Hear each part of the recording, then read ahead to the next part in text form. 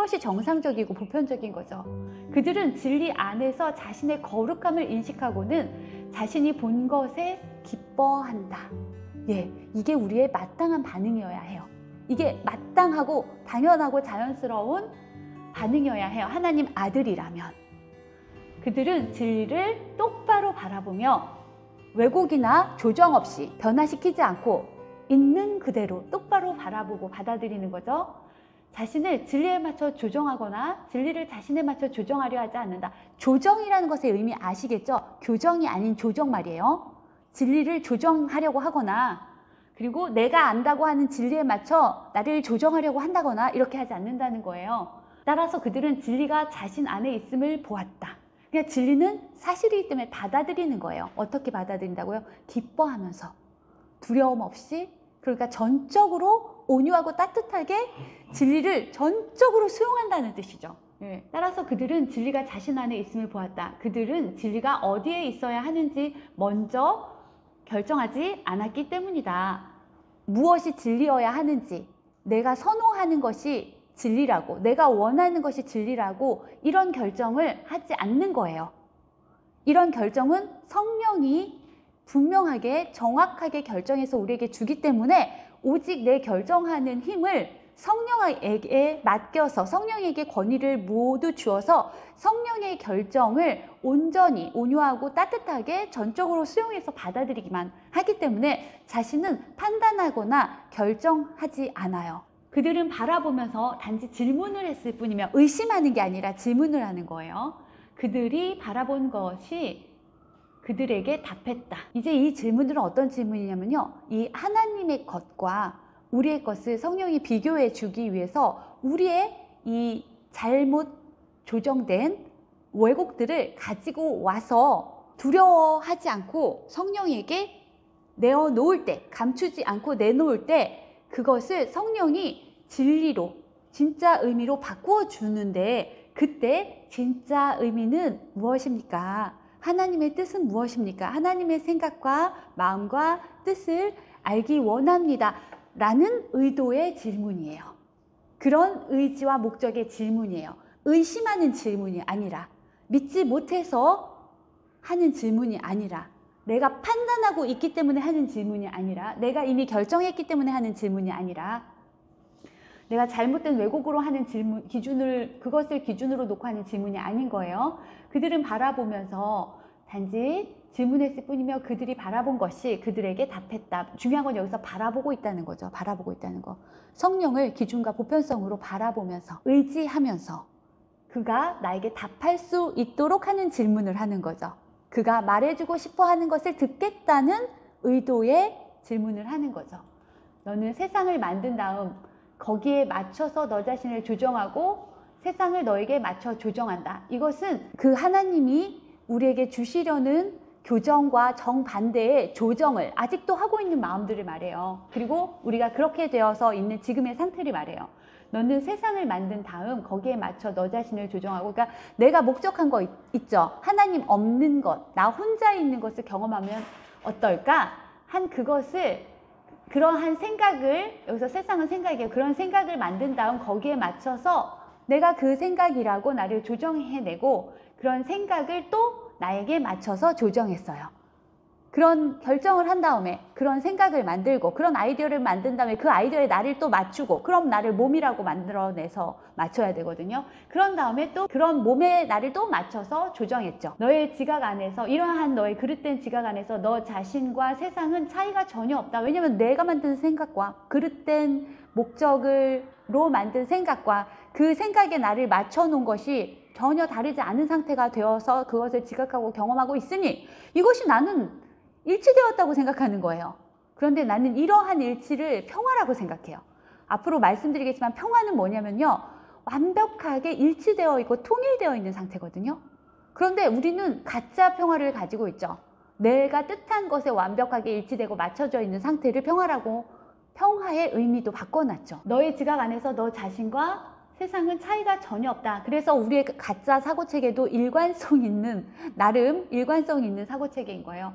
둘 다 너의 지각이 만든 것이다. 하지만 단순한 질문이 하나 남아서 답을 필요로 한다. 이건 성령이 하게 하는 질문이죠.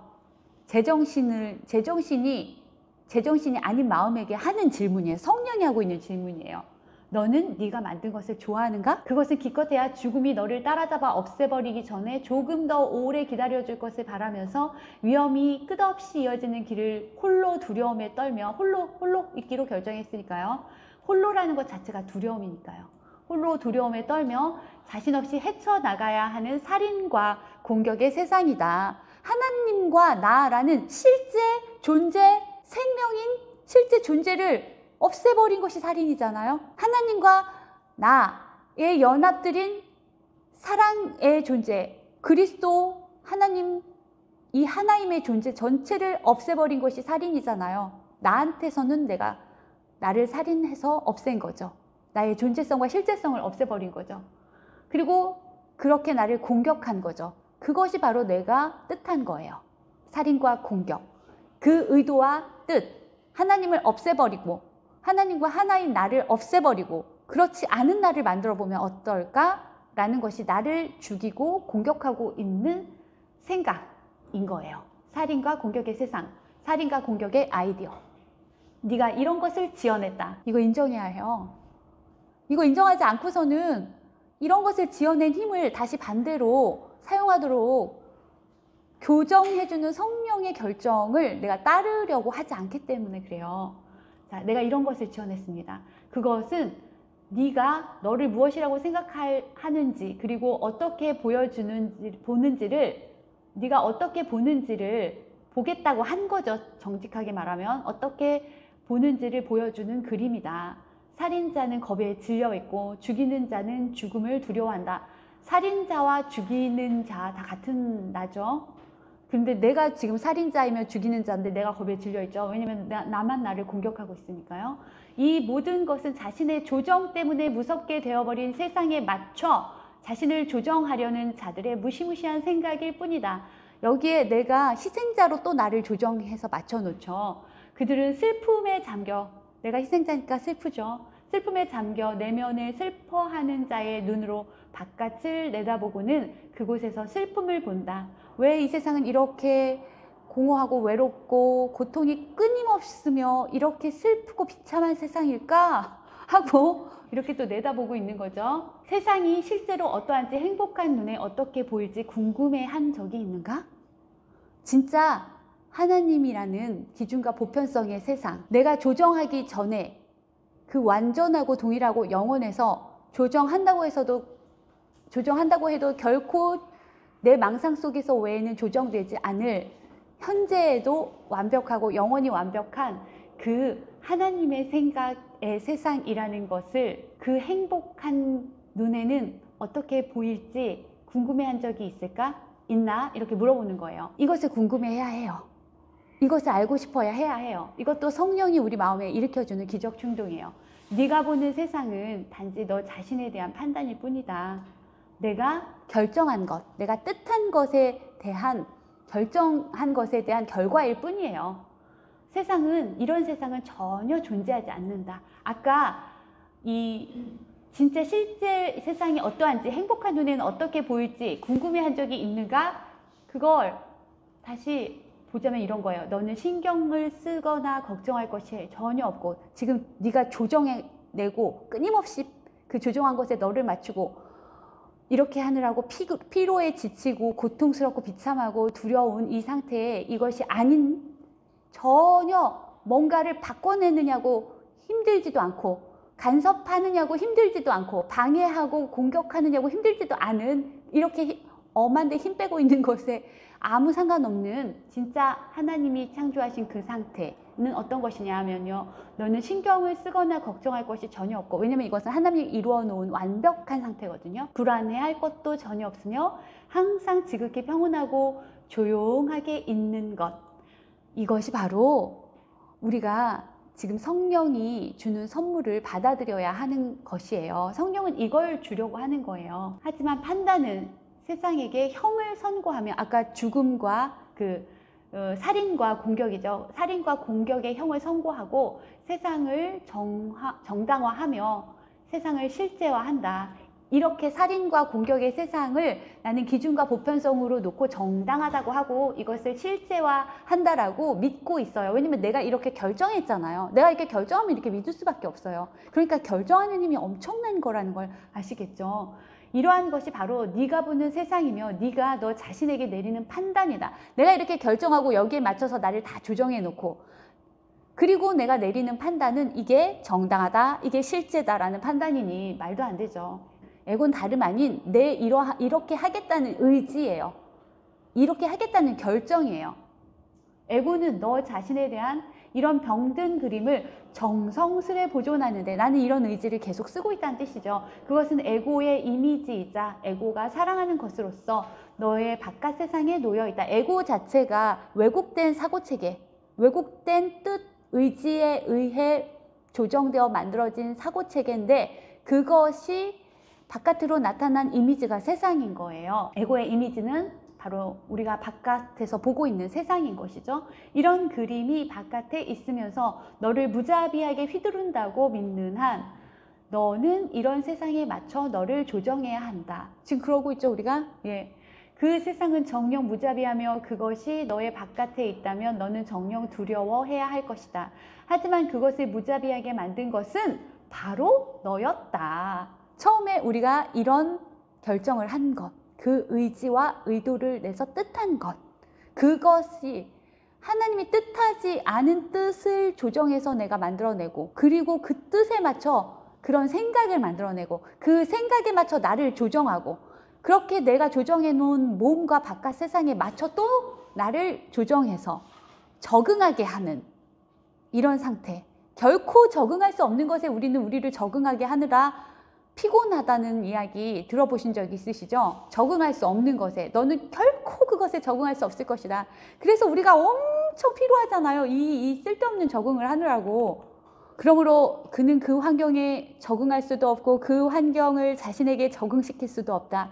아무리 애를 써도 소용이 없다. 신의 아들은 오직 그가 신과 함께 있음을 알 때만 행복하다. 이것이 그가 유일하게 부담을 경험하지 않을 환경이니 그곳이 바로 그가 본래 속한 곳이기 때문이다. 그것은 또한 그가 있을 만한 가치가 있는 유일한 환경이니 그 자신의 가치는 그가 만들 수 있는 그 어떤 것도 초월하기 때문이다.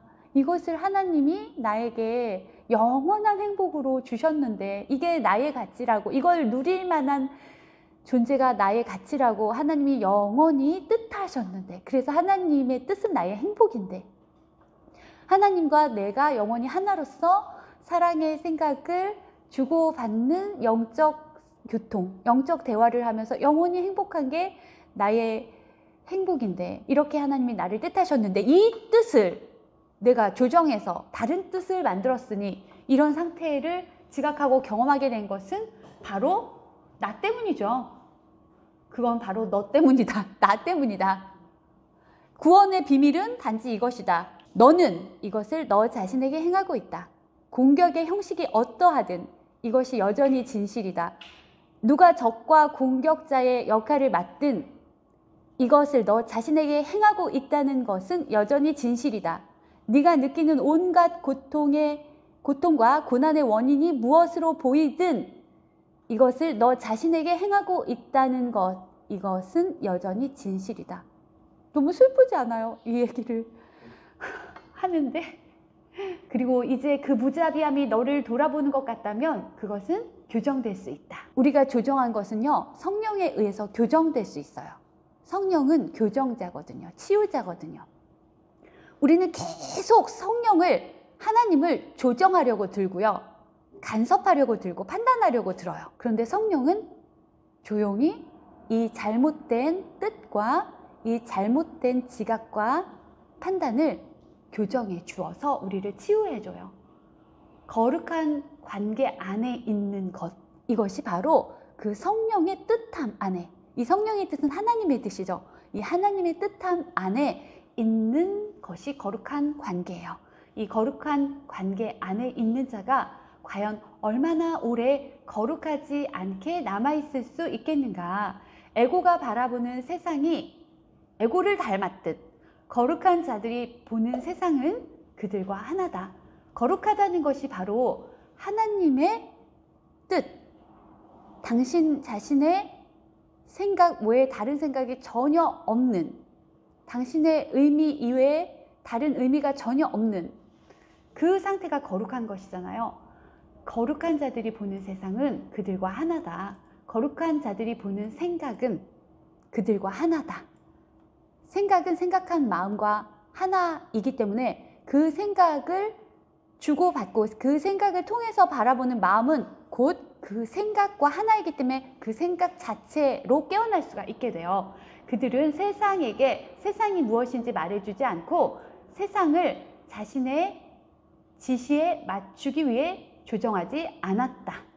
생각을 말이에요. 자신의 마음이라는 뜻에 지시에 맞춰서 조정하지 않아야 해요.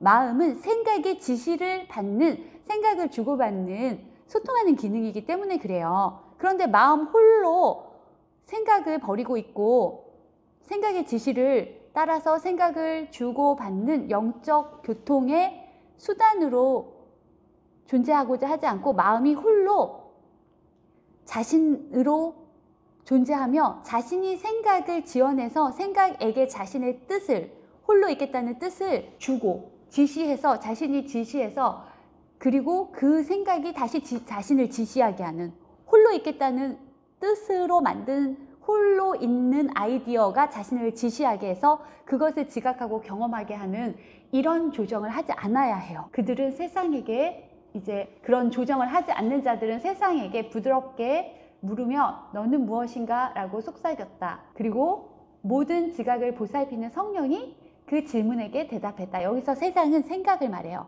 하나님의 생각이 하나님 그 자신이자 세상이에요. 이 완벽한 세상인 성령에게 물은 거죠. 너는 무엇인가? 라고 속삭였어요. 알려달라고. 그리고 모든 지각을 보살피는 성령이 그 질문에 대답했다. 세상의 판단을 나는 무엇인가? 라는 질문에 대한 답으로 받아들이지 말라. 우리가 만든 생각의 판단을, 이것은 내가 한 결정이 그대로 생각이 되고 그 생각이 해석자가 돼서 판단하는 것이잖아요. 그 판단에게 나는 무엇인가? 라는 질문을 하지 말고 그 답을 받아들이지 말라는 거예요. 그건 내가 지금 조정해 놓은, 내가 결정한 것에 맞춰져 조정된 것에 맞춰진 답이겠죠. 그런 판단일 테니까요. 하나님의 아들을 그의 정신 이상에 맞춰 조정하려고 하지 말라. 그의 안에는 진리의 집에 함부로 흘러 들어왔다가 흘러나갈 낯선 자가 있다. 그 자는 아무런 목적도 없이 왔지만 성령이 선사하여 네가 받아들인 찬란한 빛 앞에서 계속 남아있지는 않을 것이다. 이 낯선 자는요, 내가 뜻한 잘못된 뜻, 하나님께 낯선 뜻, 하나님께 없는 뜻, 내가 뜻한 뜻이에요. 그리고 그것에 의해서 만들어진 세상 사고체계예요. 그리고 그 세상, 그 사고체계에 맞춰서 나를 또 조정해 놓고 그럼 나의 자아 이미지가 만들어지죠. 가짜 자아, 그리고 가짜 자아 이미지가 만들어지죠. 가짜 자아는 가짜 사고체계고 그 자아 이미지는 그것을 상징하는 몸이죠. 그 바깥 세상이죠. 이런 정신 이상에 맞춰서 조정하려고 들지 말라는 거예요. 그리고 그것은 아무런 목적도, 하나님에게는 이런 뜻이 없으니까, 이런 목적이 없으니까 이건 아무런 목적이 없다고 하는 거예요. 그 자는 아무런 목적도 없이 왔지만 성령이 선사하여 네가 받아들인 찬란한 빛 앞에서 계속 남아있지 않을 것이다. 그러니까 성령이 선사하는 것은 하나님의 뜻이에요. 그리고 나는 이 뜻을 나의 뜻으로 받아들여서 이제 그것을 이해하는 찬란한 빛 앞에서, 그리고 그것의 가치를 알아보고 사랑하는 내 마음 앞에서 더 이상 다른 뜻은 남아있지 않겠죠. 그곳에서는 그 낯선 자가 집을 잃고 네가 반가이 맞아들여지기 때문이다. 진짜 내가 반가이 맞아들여지는 거예요. 나의 진짜 자아가 내 마음에게 맞아들여지는 거예요. 이 스쳐 지나가는 낯선 자에게 나는 무엇인가? 라고 묻지 말라. 근데 우리는 이곳에서 나는 무엇인가요? 이렇게 묻죠. 그러면 누군가가 너는 무엇이야? 라고 말해주죠. 그건 내가 다 맞춰서, 내 뜻에 맞춰서 조정해 놓은 어떤 생각이 나에게 답해주는 거예요. 그게 어떤 진리 같은 형식을 가졌든 형식에 속으시면 안 돼요. 사랑은 형식이 아니에요. 의미예요. 내용이에요. 진짜 메시지예요. 난 형식을 묻고 형식의 답을 받을 거예요. 내가 조정해 놓은 건 빈 껍데기의 형식밖에 없으니까요. 그래서 의미로 받지 않는 것은 여러분들이 물어보지도 마시고 그 목적으로 물어봤으니까 그 목적이 대답을 해줄 거예요. 그 뜻이 대답을 해줄 거예요. 그렇게 조정돼 있어요, 이곳은. 그러니까 성령이 질문하게 하는 질문만 하시면 돼요. 이 질문조차도 성령이 알려주는 질문만 우리가 해야 되는 거예요. 그게 기적 충동이에요.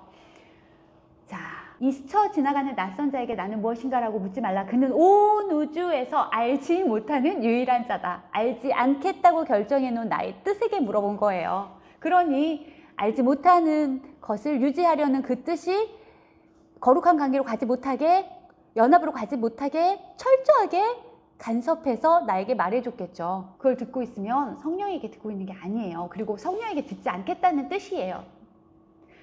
성령을 방해하고 거부하고 부정하고 방어하겠다는 뜻이기 때문에 그런 이질적인 질문이 아니라 성령이 하게 하는 질문을 하는 게 중요합니다. 자, 하지만 너는 바로 그에게 물었고, 자, 어떤 자에게? 아까 그 자에게 유일하게 온 세상에서 답할 수 없는 하나님을 버리고 있겠다고 결정한 자에게 물어봤고, 그의 답에 맞춰 너를 조정하려고 한다. 그 오만함이, 이게 오만함이에요. 그 오만함이, 다른 말로 하면 교만함이고 같은 말이죠. 이 오만함이 하늘을 찌르지만 너무도 작고 무의미해서 진리의 우주를 스쳐 지나갈 때 그 누구의 눈에도 띄지 못할 이 거친 생각 하나가 너의 안내자가 된다. 나는 안내자를 꽉 잡은 거예요. 계속 이 안내자에게 도움을 요청하고 있어요. 그리고 도움을 받고 있어요. 계속 간섭을 받고 조정을 받고 있어요.